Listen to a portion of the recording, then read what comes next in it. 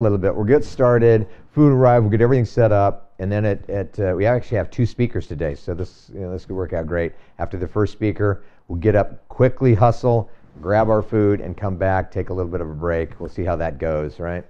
And kind of go from there. Glad that we have some folks here who haven't been here before, or it's been a very, very long time. Interesting subject, one we don't generally talk about. Generally, it's about investments, but this will eventually affect us all, either personally or parents or whatever. So I'm looking forward to it. But before we do that, want to go around the room real quickly, introduce one another, just give your name and maybe how you're connected to Cornerstone, and then I'll just have a couple things to say. So, Jim, start with you. What's your motto, client? Luann Bass. I'm a retired banker, and I work with Chris and his team on insurance and investment management. Carol. Carol Mouton, teacher, academy. Steve Carter, client. Karen Williams, Robert Earl. There you go. Yeah, are we all right? Virginia. Virginia Hargard, friend. Longtime friend, yeah, for sure. Gabrielle Pumpkin, referral partner. Kelly Johnson, also a referral partner.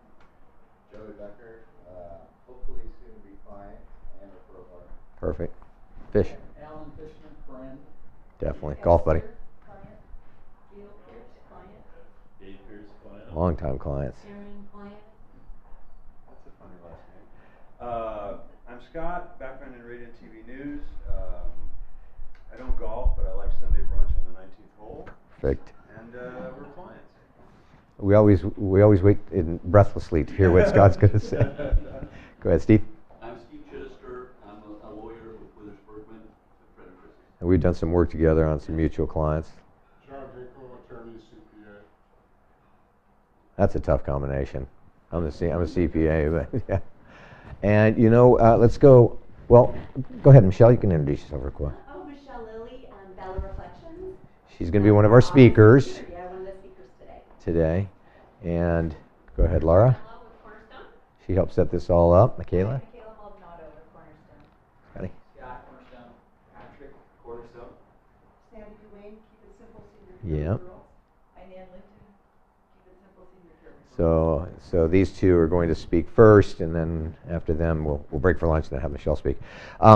So I need to tell a story about this topic that's personal to me. My dad drug my mom. They lived over the desert, and they got in their late 70s, and so he drug her over to La Costa Glen, kicking and screaming. She did not want to go. Way too many old people over there. And this is a familiar story. I'm sure they've heard this many times. And so drug her over there, and it was just after Christmas. And 2 or 3 days later, they went to the New Year's Eve party, and they went to the wrong place. They went to where all of the really, really old people who were in walkers and canes and couldn't at the normal dinner place. And my mom came home, was in tears. My dad said, "Ellie, we'll reverse this. We'll go back. I'm so sorry." Well, I found out the next day that the real New Year's Eve party was at the other location, and it was a hopping party. So fast forward a year, I asked my mom, "So how you liking it over here, Mom?" And she said, "I've made the best friends in my life here." And she just loved it. My dad passed away. They were there probably 6, 7, 8 years. My dad passed away about 7 or 8 years ago. She still loves it, and it was one of the best decisions that my dad ever made. So it's relevant to me as I start to approach this age. One thing I do keep in mind, and I think we should all keep in mind, is the older the violin, the sweeter the music, right? So there you go. Last month you told us you were just eligible for Medicare. I am, but I'm loving it. I'm starting to sense a trend here. There is a trend here, and it is one of the most beautiful things of old age is Medicare. I love Medicare, and I'm sure I'm going to enjoy moving into a beautiful place at some point. Hopefully that isn't for a little time. I'm going to turn the time over to Laura, who is going to do our investor insight, and after she finishes, we'll see if the food's here. It's here. Okay, so why don't we break then? Right after, yeah. And if Laura gets really boring, don't just get on up, grab your food. Let me know. Just kidding. Okay, Laura, it's all yours. Who's going to speak first?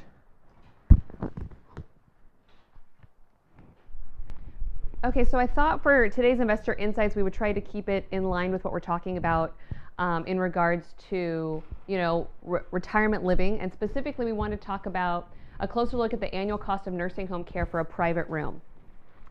So a lot of times when we're talking with clients, they say, well, California is just too expensive. I'll move somewhere else. Everywhere's got to be less expensive than California. So taking a look, we looked at the median cost for a private room. And here are the top 5 on an annual cost to live in a private room. Yeah, per person? Per person. Any guess what the number 1 most expensive place to live is? What state?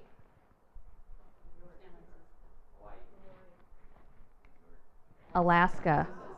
So for all of you that wanted to move to Alaska, we got some serious planning to do, because for an individual it's almost $300,000 per year.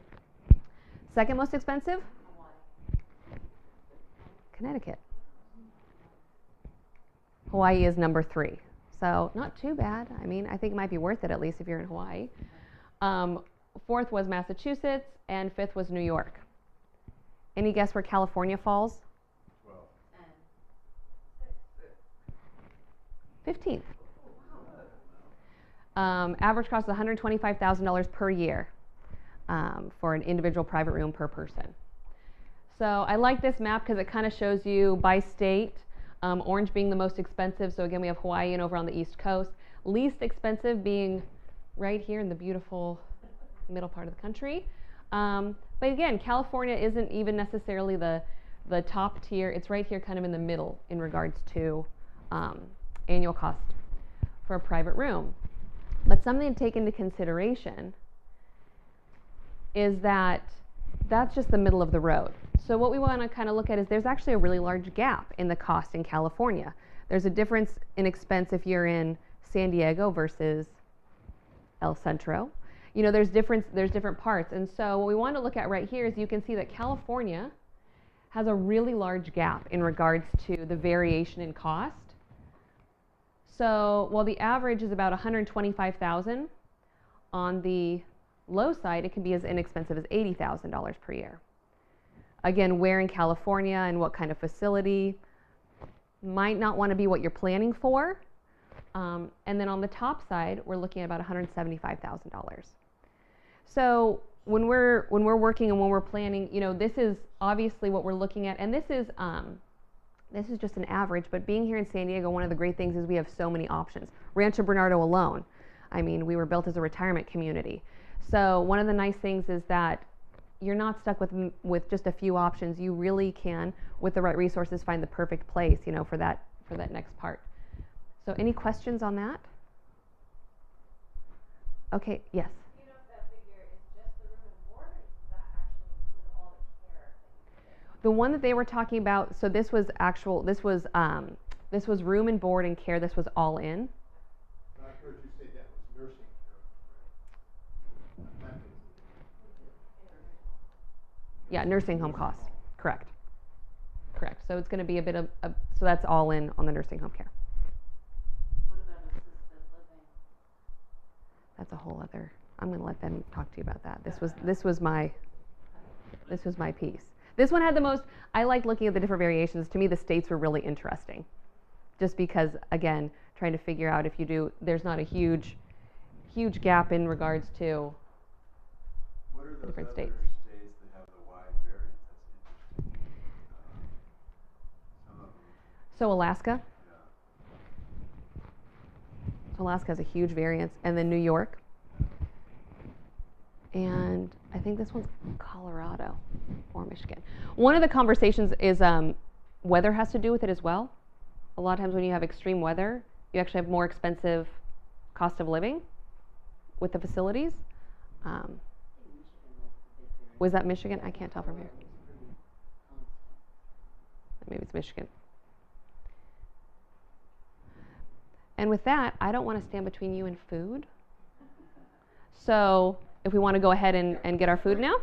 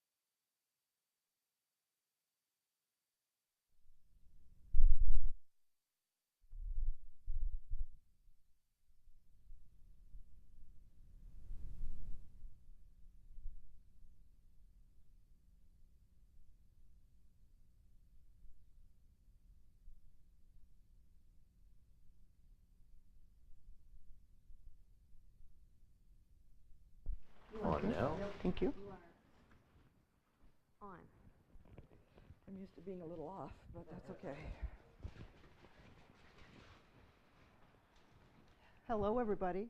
Hello. Thanks for having us today. Now, we're going to do a little formal introduction. It'll take 10 seconds. It'll give you a little bit of background on who we are.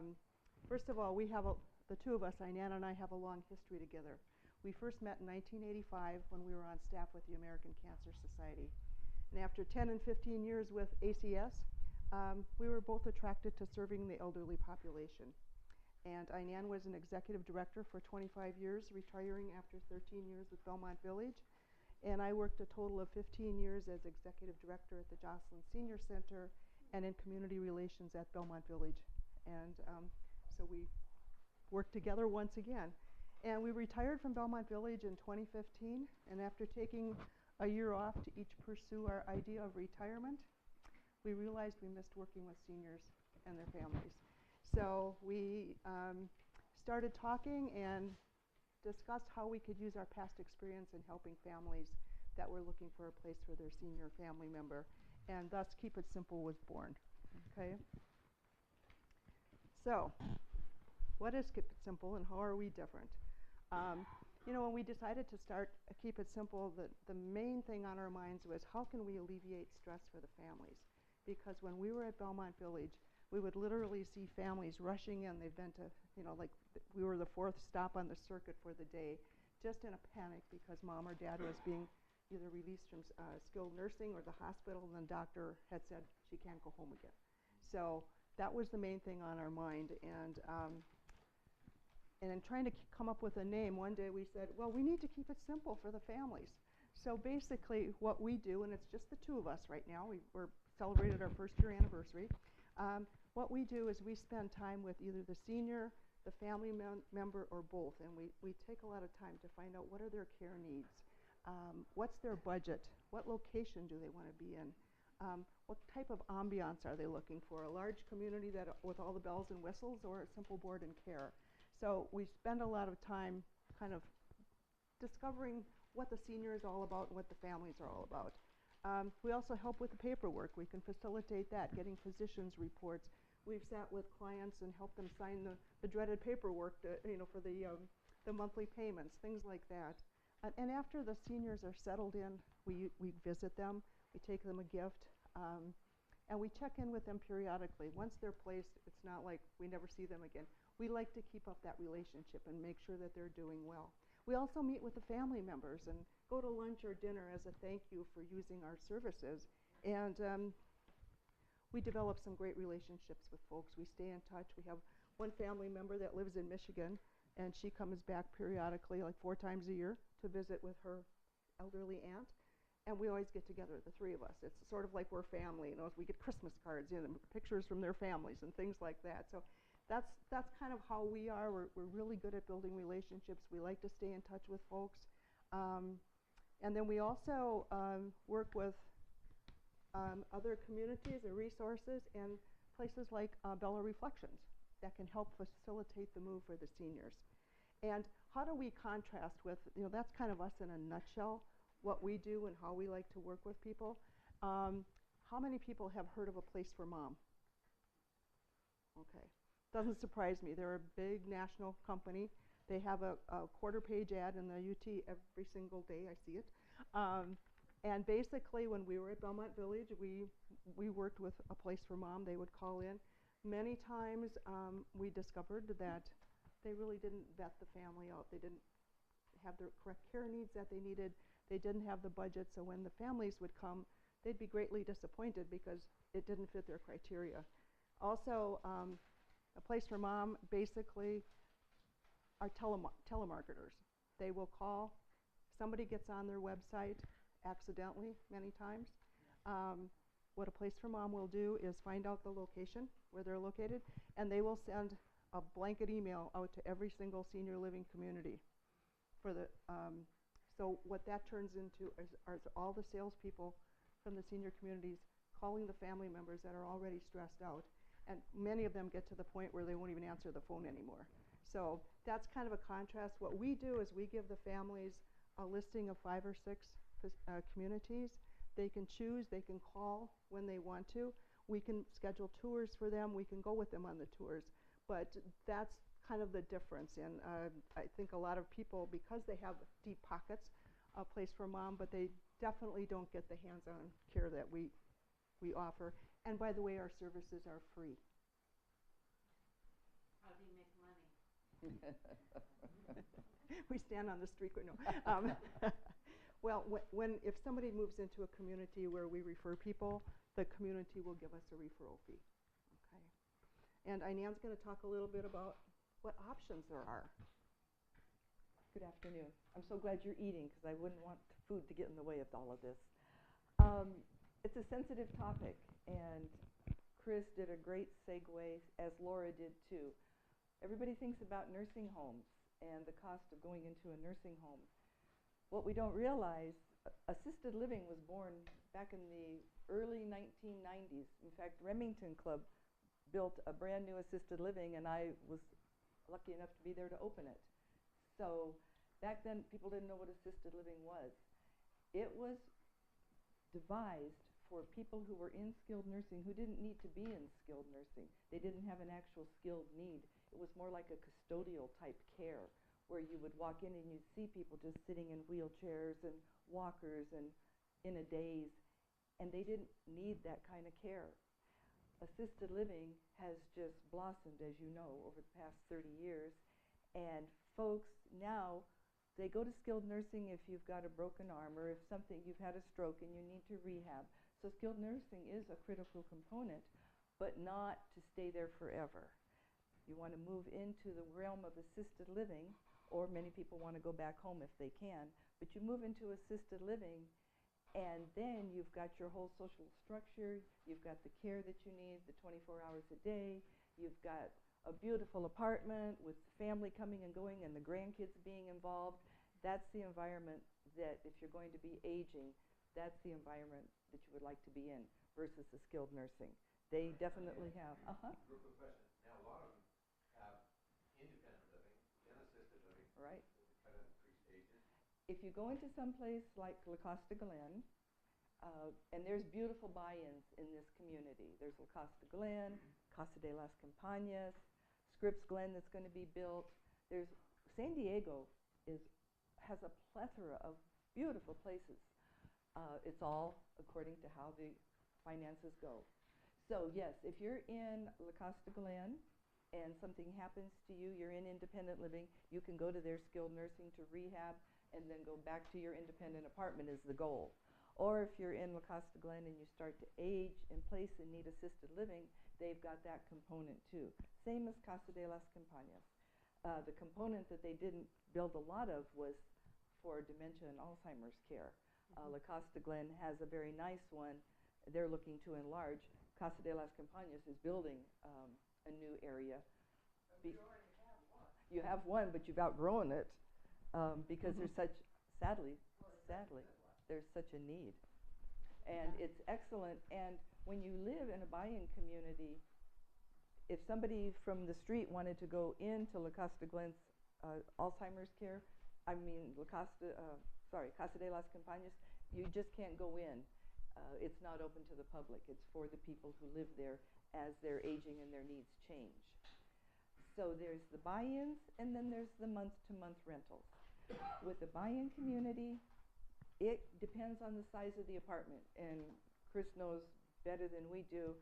You could be buying in for $200,000, $300,000, $400,000, and then you will still pay a month-to-month service fee, and it's equivalent to the size of your apartment. And that month-to-month could be $3,000, $3,500 a month. I'm not sure what your mom was paying. It's about that, $3,500. Now, when she passes away, though, 75% of the buy-in goes back to the family. Excellent. And that's how they've restructured the buy-in. It didn't used to be so much, but they were having some backlash on that. So, because if you're investing $300,000 or $400,000 of your money, and should you not live very long, it would be nice to know you're going to get a return on that money. And are all of the facilities now converting to this payback? This return? Because I had heard years ago CASA did not. No, brought in and that was it? no, and I'm not saying that, no. Each, Each is different. right, Each is each is different, and they're nonprofits, so they all have their board of directors and they all work differently. So that's where you have to check that out.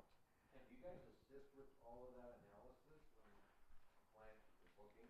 That's what you do? We don't assist with the financial analysis. We find out what their budget is, and if they're wanting a buy-in, normally there's a wait list for buy-in communities. CASA has a wait list, La Costa Glen has a wait list. That's why they're building Scripps Glen, because there's such a demand. Mount Miguel Covenant down in the south is beautiful. It has a wait list. So it's a very popular concept. People like that security, knowing that you have to go in when you're healthy. Don't wait too long. If you wait and you have a health problem, you won't be accepted. So the key to a buy-in is you go in at an earlier age, and then you have the security of knowing as you age, they are there to take care of what your needs are. So now, going to the month-to-month, that goes, I'll give you some examples because we've been in the business a long time. Belmont Village, depending on the size of the apartment, you could be paying $5,000 a month for a beautiful, large one-bedroom apartment. And that includes your 3 meals a day, your weekly housekeeping, transportation to the doctors within a specific radius, activities. So you're gaining the freedom of maintaining your own home and paying the landscaper and paying the housekeeper and having meals on wheels. And you're moving into what people call a cruise ship on land. And that's what is attractive about a month-to-month. And should you not enjoy it, because it's not for everybody, you have the option of giving a 30-day notice or a 60-day notice and moving out. So that's the flexibility of the buy-in versus the month-to-month. And it just depends. Yes, sir? So on the buy-in, can you pre-commit to one but not move for 5 or 10 years? How does that work? You can. You can say that you want the 2-bedroom overviewing what used to be the lake, and you can ask. How do you lock that in? Well, you'll give a down payment, and then you'll go on the list. And if one comes up, they'll call you, and if you don't want it, they're going to put you down to the bottom of the list, and it's first right or refusal, and they'll just go down the line. Now, the thing is, you can reserve it when you're nice and healthy, and then 5 years from now, you may not even meet their criteria, and then they would refund your deposit. So that's just, it's not a good idea to wait too long. We have a client that they wanted to go into La Costa Glen, but they weren't quite ready. And gorgeous home in Fairbanks Ranch, gorgeous. Nobody wants to leave their home. But by the time they went in and had the assessment, the wife, who's got early dementia, they didn't qualify, which really was a shock to them. Right. Because they just weren't expecting that. So then that puts them into a whole different realm now where they'll be going and looking at a month-to-month community. And again, luckily in San Diego, we have got so many. I mean, here in our backyard, we've got Remington Club, we've got Belmont, we have Gateway. We have something that will fit every pocketbook, which is nice. Escondido has beautiful communities. And Nan, if I can say something about, just to clarify, if people are going into a month-to-month, typically they can enter at any stage of, if they need assisted living or if they have memory care. It's basically the buy-ins where you have to start out being healthy, being independent. So if somebody does need the assistance and memory care and Parkinson's care and things like that, you can go basically to any assisted living. And places like Belmont Village are called Belmont Village Senior Living, but they actually do independent living, assisted living, and memory care and kind of everything in between. They just do not have a skilled nursing. Right. Many communities don't have skilled nursings because we have enough skilled nursings in the area. And again, that's not where you want to be living out the rest of your life. You just want to go there, rehab, and get back to your actual home, wherever that may be. With all of these different communities, there is an assessment process. The registered nurse or the LVN will go to the home, or they'll go to the hospital, or wherever the patient may be, or the potential client, and they'll do an assessment. because when you do go into a community, you have your month-to-month rental, but then there's levels of care. Some people go into assisted living, they just may need help getting their shoes tied in the morning because they can't bend over. They just may need standby assistance for a shower because they're afraid of falling. So the nurse ascertains that, and then it would be a level of care. And all the different communities have these levels of care. The pricing differs. The pricing will differ in every community. So that's why when we're working with clients, we'll give 5 or 6 options of what meets their needs and their budget, and then they can check it out. In assisted living, you cannot be bedridden, but you can be called 2-person assist, where you might need 2 people to get you up and transfer to a wheelchair. You might just be a 1-person assist to walk down the hall with the walker just to make sure you're safe. There is such a variety of residents and services that go on in assisted living now to help somebody. And then the next step is the dementia care. And a lot of dementia care is done in their assisted living environment if the resident is safe. But if they're a wander risk, then they need to be in a secured environment. And again, there's many beautiful places here in this area that provide the secured environment. Right. With the levels of care increasing, so does the cost increase. It's not going to be as much as a nursing home. So if you're planning for a nursing home care, that would cover your cost in the assisted living as the care grows, which is good. Because when you're dealing with a loved one who has Alzheimer's and they can't do anything for themselves and it's full hands-on care, it gets costly. Any questions? Chris? I presume there's a variety of quality of care among all of these. Is part of what your process is and you sit the client with is determining which ones have a little better care than others?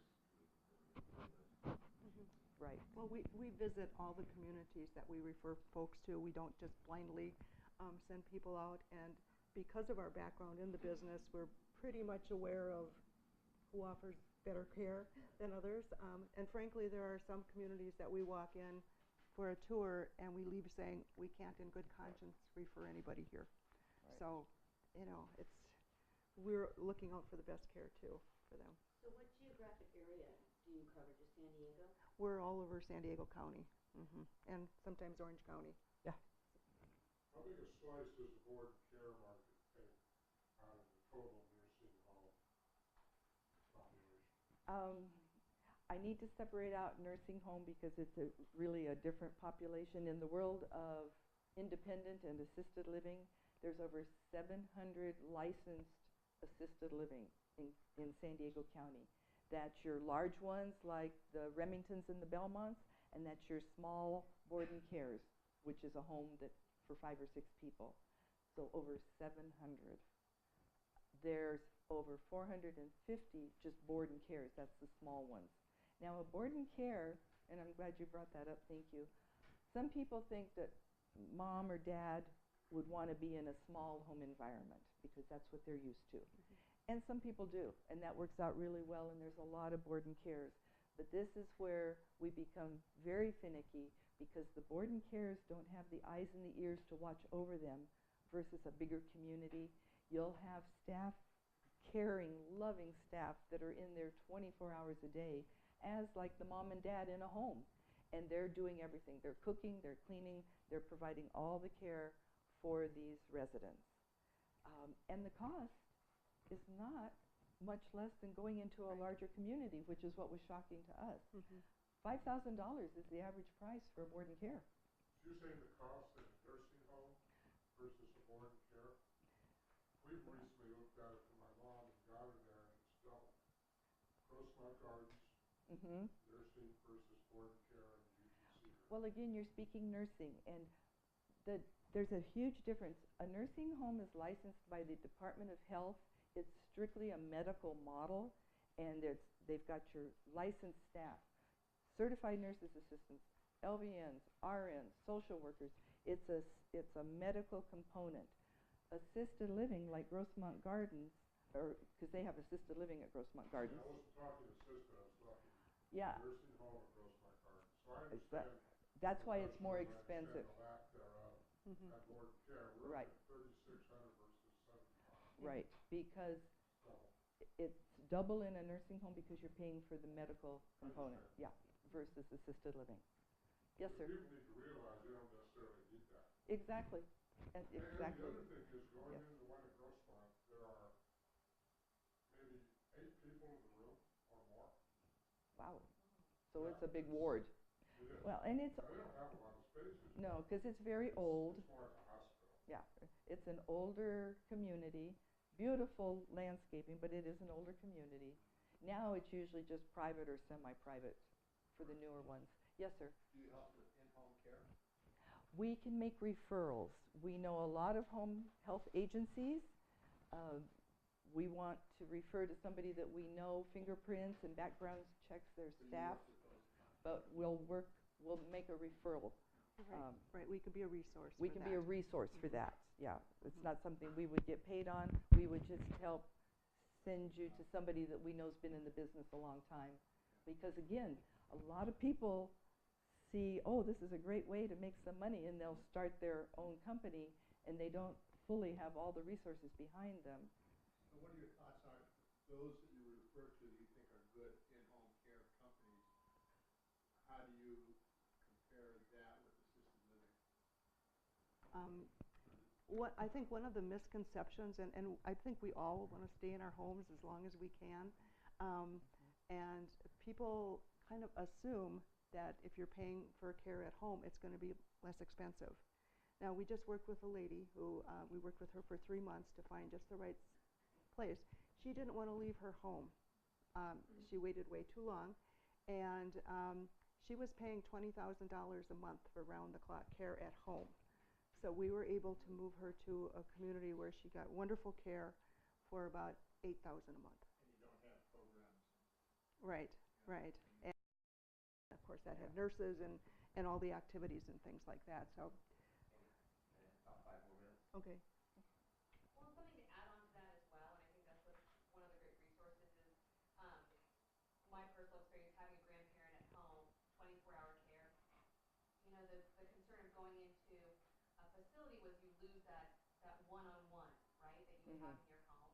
But we found that it was actually less expensive to go into a facility and still pay for part-time one-on-one care. Mhm. Because when you're in your home, the real huge expense is the 24-hour, it's those 24-hour shifts, it's that overhead. So we were able to look at those options. So I think that's one of the nice balances, is that you can really find facilities that work well in that space to have additional care come in, so you can really customize and tailor what you're looking for your I want to speak, since we only have a few more minutes, just to finish out the realm from independent living to assisted palliative care and hospice care. Palliative care is becoming very popular. It's for any serious disease. It can start at the minute that you've been introduced to having a disease. You can have the palliative care team in there. Hospice is when you've been diagnosed to have 6 months or less. I've known people who've been on and off hospice for 4 years. So it has a long span. What's important is these services can be done if you're living in an assisted living community, whether it's CASA or Remington or Belmont or any of them. The services are brought to you in your apartment. You don't have to move. It's right there, because that is your home. And that's what hospice and palliative care is all about. Because when people decide to leave their home and move to a community, they want to know that they can be able to stay there and receive all the care that they need until God calls them. Any questions? Yes, sir. In terms of the new projects that you're seeing, the expansions, what kind of services or opportunities exist now in the newer communities that might not have been available a few years ago? What I'm seeing, I think you would agree, is they're building these communities for the baby boomers. So they're really plush. We went into one, Lantern Crest. It's just beautiful. The bar, it was a pub. Now, you didn't find that in the old times.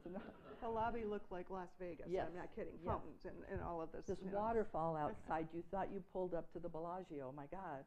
Now, Silvergate, which is building in Rancho Bernardo, is going to have independent, assisted, and memory care. Right. And they're also going to have some individual cottages for folks that are independent.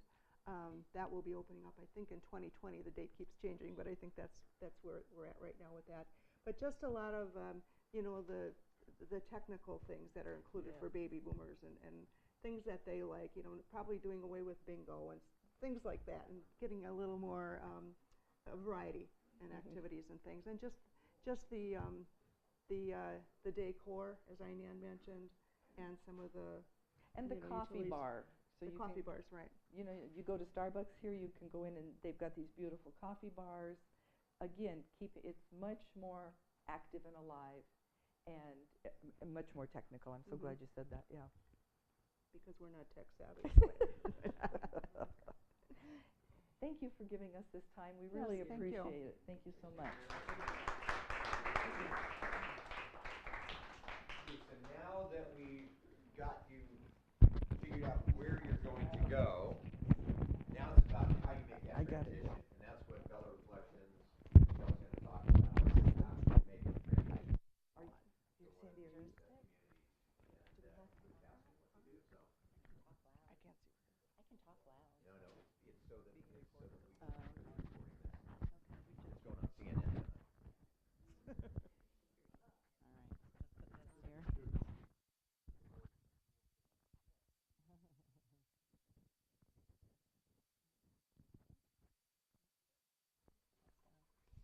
Does anyone have a grandchild?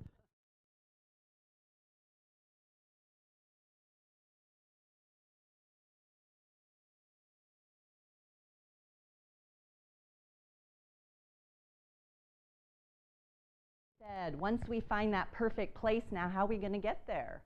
I just want to give you a little background on what I've done. I started in this industry because of my mom. My mom all of a sudden had macular degeneration and decided to go into a retirement community after about 3 years of fighting her. My father had passed away. And through the whole process, I was like, oh my gosh, what an amazing industry. And so through that, I took a job as the marketing director and opened up Merrill Gardens at Bankers Hill downtown. And I worked there for 3 years. And from working there, I met Sandy, who owns Bella Reflections, which is the seniors in transition. And what I started to do is, as someone came to me and wanted to move in, it was like, what am I going to do with all this stuff? Well, Sandy came in. She had 8 years experience. She had done this with her friends, etc. And she said, Michelle, I can move these people in and make your job so much easier and theirs, take the stress off their family, friends, etc., and become like that wedding planner, I call it, right? Here you are. How do I get from point A to point B? So I gave Sandy a chance with some of my clients, and what I found was they walked in that day from having the moving company pick up their things, because we're everything except for the movers, all right? We do it from start to finish. Literally walked in, 8 o'clock the movers were there, packed their stuff up, got it to say that whatever community it was, probably around 11 o'clock. By 4 o'clock, I walked in with that client, pictures were hung, bed was made, clothes were in the closet exactly how they wanted it. Everything was done. And what happened? The client normally cried, because they could not believe that this was done in such a short process. And so through that, I kept working with Sandy until I wanted to make a change. And so now I'm coming on board full time. And so I've worked with home care companies. I've worked with them when they were in Belmont and now in placement. And you just see the change in life. Moving is so difficult anyway. But when you're talking about a senior, it gets even more difficult. And we as family members think, we can help them. We can do it. We can pack it up. We can do this. Well, you really can't. Who has that time? So how we do it is we start with, okay, let's look at what community you're moving into. What we do is we take measurements. We go into that community and know where the light switches are, know where the plugs are, know where cable is, know how high up everything is to make sure we're not placing a piece of furniture somewhere where they can't access it. And then we sit down with the client, and then we go into their home and talk about what furniture they're thinking about they want to bring. We measure that furniture, all right, and then we put it on. Becky's our assistant back there, but we make it to 1/4 inch scale. And then we have this floor planner that has pieces of furniture that are 1/4 inch scale. So we work with a client, we set up the board, we make a floor plan together, we're a team, right? With these little pieces, and we come up with how that place is gonna look, what's gonna fit, where it's all gonna go. And then from there, we spend time sorting with them, I mean, going through their current home and saying, oh, right, we have 85 inches of hanging space. You have 500 inches at home. How are we gonna simplify this? Well, what's in that box up there? Well, how long has it been since you've been in there? 5 years. Well, then we probably don't need to bring it. But we work together in a gentle way to kind of determine what's going to be most important. What are my prized possessions that have to be at that place? And we kind of work backwards from there. Let's bring those first. Let's see what extra space that we have and fill in as we go. So after the sorting process, we work with getting, do they need an estate sale? Do they need a buyout clean out person? Do they want to have, you know, whatever it may be to help clear out things? Do they want things shipped to their families? We are the tool belt with lots of different tools. Whatever we can't accomplish, we set up our clients with people that can do that. People that we've worked with, right? Reliable real estate agents, financial advisors, whatever they may need, we have those tools in our toolbox, and we work with them from start to finish to make sure that that move is completely done. We help get estimates from the physical movers that are going to move them. We show up on move day. We tag everything so it has the floor plan 1, 2, 3, etc. We work with the movers that day, make sure everything that's supposed to go goes. We have our unpack team waiting. So once we call them and say we're headed over to Belmont, for instance, meet us over there in an hour. They meet the movers. Our team starts to unpack everything. We have pictures made of, well, I'll show you in a little bit. We have pictures of their furniture. Where's it supposed to go? They wanted this lamp on there. They wanted this picture over their bed. Exactly how you and the client have worked together and want your home to look. So we coordinate all this. We unpack it, and it's usually about 4 hours later. I mean, literally everything's done, and it's so hard to believe. And then the client comes in and usually cries and is very, very happy. And then we follow up with them, and we have a great relationship with them, much like they do. You know, they become part of our family. Virginia knows us from CASA over there, right? And, you know, it's an amazing process, and it's something I honestly didn't believe in. I'm one of 11 children. And when my mom did this, we had arguments. I want this. No, you're bringing this. No, you're doing this. So it's kind of, you become that child that really cares about your loved one and helping you through that process without being related to them. If you know, I mean, sometimes it's just easier. And just the whole process is absolutely amazing, and so much so that I've decided to come and work for Sandy full time, because I have just had, you know, I mean, I've had tears myself. And she has a staff of what, 18, 20 now, Becky? Becky is her assistant over here, and it's just an amazing process. And, you know, again, just get that person from point A to point B. We also can help people downsize. I'm working with a lady now in a 2,000 square foot home, moving to another smaller house in Oaks North. Or, you know, so we can do lots of different things. It doesn't have to be just in a retirement community. All right? That's kind of it. We had a client who, longtime client, 2 very big houses, moved into a very nice but smaller house. And so I went to Sandy and I said, Sandy, he has a ton of art. Everywhere there's art on the walls, there were statues. And so she put us in touch with somebody who helped that whole process, and it was pretty amazing. So, and he's nowhere close to moving into a retirement facility or home. Mm-hmm. But it was a service that Sandy could provide. Yeah, and we've moved people numerous times through their stages in life. And it's just a wonderful process to know that you can do something so quickly. And with the right support, right, that we have to coordinate everything, you know, your loved ones can be taken care of, you know, with minimal work taking you away, or the emotional attachment that comes with things. When they're working with someone else, you know, you become their daughter, and, you know, you just have a different relationship than, and my mom's a very loving lady, but, I mean, this was a traumatic thing. We needed some outside help because she, you know, she was not going to take it from all her daughters, that's for sure. Michelle, I'm sure this isn't free to the participants. They have to pay, correct? So how do you charge for that? Okay. Hourly, or do you Yes, it's a 4-hour minimum. So we have two ways to do it. We have an hourly contract or a package contract. A package contract, all the administrative work. So what I tell people is I am intravenously hooked up to you through this whole move, meaning you can call me as much as you want. I am not sitting there marking how many minutes I talk to you. That's called administration work. So we're talking, coordinating, all that's included in the price. That's part of it. All right, then there's sorting. Usually in a package, it's about 4 hours of sorting. Then the floor plan and the tag process is usually 2 to 3 hours. So you can come up with a package deal, which ranges anywhere from what, $2,700, Becky, for a package? Probably 27 to almost 4,000. 4,000, depending on how big the unit is and how much stuff you have, right? Or say you want to just do an hourly.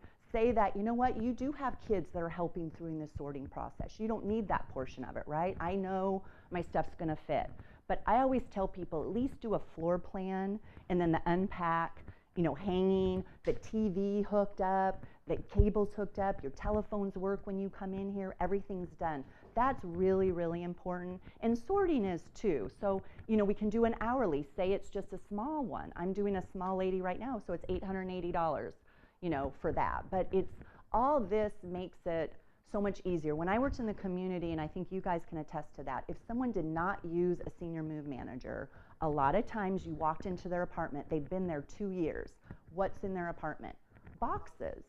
So what is that? That's a fall risk. I mean, it's so difficult. It's, you know, and I've even offered, I'll help you unpack, you know, when I work there, but it's just they hadn't gotten to it. It's difficult. Those that use a senior move manager seem to go into the community and start their new life very easily. It's kind of like they're there. They can either go have a cup of coffee that day, meet with a friend, go to an event, because everything's done, you know. And we make sure if the slippers are on the left-hand side, they're going to be on the left-hand side when that client comes in.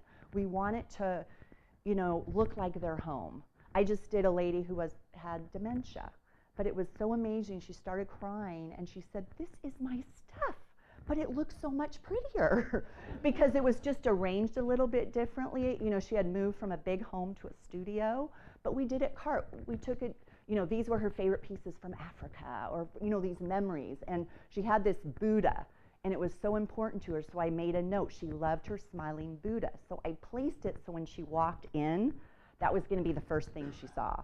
And that's exactly what she said. "That's my smiling Buddha." And so it was this joy out of something that had been a very, you know, a hard process. All right, so I know we're short on time. I just want to... Any other questions? Got a couple Questions? minutes. Do you have some questions for Michelle? Yes. What geographic area do you serve? We do all of San Diego. We do out of state as well. Sandy is through the National Association of Senior Move Managers. So she will coordinate. Say we're doing a move in Portland, Oregon. She will coordinate with someone on that side, and then we'll do the part that we need to on this side, and then we'll coordinate with a person anywhere. And she's done it all over, right, Becky? All over, you know, the United States. But we'll go anywhere. We do the Palm Desert, Orange County. It just depends. Yeah. Michelle, I presume, I mean, you sit down, you go through the whole planning, what are you going to keep, what are you going to do? And I imagine if they don't use a planner like that, they probably procrastinate to the end, and maybe that never gets done. And it becomes... Oh, my mom, it was 3 years of planning, but then what does she do? You do everything in the last month. It's just how it is, no matter, we all have good intentions. And I always give what I call homework to my clients. I say, okay, next time when I come, we're going to work on your bedroom. So what I want you to do is kind of get an idea, what are the things you have to keep? So it makes the process a little bit better and also puts them in control, right? You don't want to tell them what to do. We're a team. We're just trying to make sure that when we get there, everything's going to fit. Because if it doesn't fit, we don't want to have to put it on the ground or pay movers to move it, only to move it back. We want it to be an exact science where we know every inch of that home and that every picture's going to fit, every toothbrush's going to be put away, everything's going to fit. All right? Perfect. Thank you very much, Michelle. Got it? Appreciate it. Okay. Okay, you can keep that. Okay. So, Einan and Sandy mentioned this. You may have been describing, maybe you worked with our client. We have a client that wanted to move in to La Costa Glen, and they were, health was great, and within just a few months, weeks, months, it had deteriorated so much that when they went and tried to and interviewed, they were turned down. And they were in their late 70s. So you just never know. So start early. I hear that over and over and over again. So I'm starting. Next week we're going to look. No, I'm just kidding. So next month we're not sure yet who's speaking. We had something set up, but that fell through. But I think it's going to be on the 17th. We'll get an email out to you. Hopefully this is enjoyable. It's very different than anything we've done up till now, really. And and when it's relevant, it's relevant. So thank you very much, ladies, for taking the time to come out here and present this. And have a great week, and we will see you next month. Thank you.